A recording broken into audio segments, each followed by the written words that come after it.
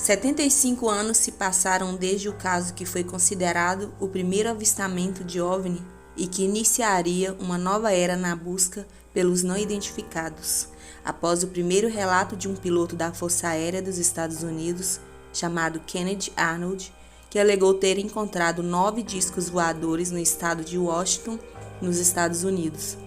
E alguns dias depois ocorreu o famoso incidente de Roswell, no Novo México.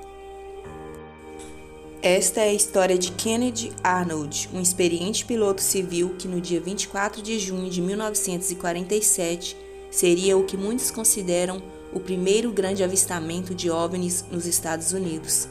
Kennedy Arnold, enquanto voava em um avião perto de Monterey, bem no estado de Washington, viu um conjunto de 9 objetos que estavam se movendo em alta velocidade como pratos na água.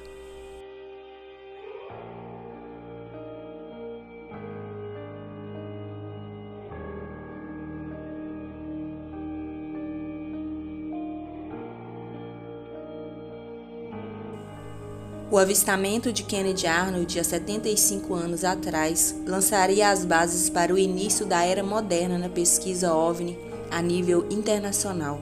já que a partir desse fato seria cunhado o termo discos voadores para estes objetos. Também aumentariam o interesse da opinião pública sobre a presença e origem desses não identificados. Há 75 anos atrás se iniciou a era da investigação moderna do fenômeno UFO. Na última sexta-feira, 24 de junho de 2022, realizou-se a histórica audiência pública no Senado brasileiro, onde pela primeira vez foram abordados o tema OVNI, no Salão do Recinto Legislativo da Nação Sul-Americana, um fato inédito que aconteceu no âmbito da comemoração dos 75 anos do início da era moderna da pesquisa OVNI a nível global. A sessão teve como um de seus eixos principais a solicitação por parte do pesquisador Ademar Gevaerd ao governo brasileiro da instalação de um escritório permanente onde se concentrem os relatórios de OVNIs provenientes de fontes oficiais e civis. Ele disse: "Nós também temos algo que nenhum outro país do mundo tem, que foi a Portaria Oficial 551/GC3, elaborado por ninguém menos que o brigadeiro Junichi Saito, comandante da Força Aérea Brasileira, e quem determinou que todos os documentos existentes sobre OVNIs e distribuídos pelas diversas unidades aeronáuticas do país fossem concentradas no Arquivo Nacional e enviadas para o Condabra em Brasília, e que seria tratado por um comando brasileiro e outro por uma fração do Comando Aeroespacial, e que informações foram direcionadas para o Arquivo Nacional. Mas este escritório não seria apenas para militares, serviria também para civis reportando aos militares avistamentos. Então esses reportes de avistamentos vai para o escritório e do escritório para o Arquivo Nacional."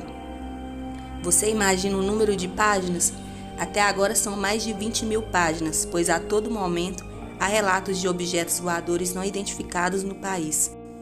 As apresentações dos investigadores Jackson Luiz Camargo, Rony Vernet e Ademar Gevaerd coincidiu em dar uma ênfase especial a 2 casos extraordinários registrados no Brasil: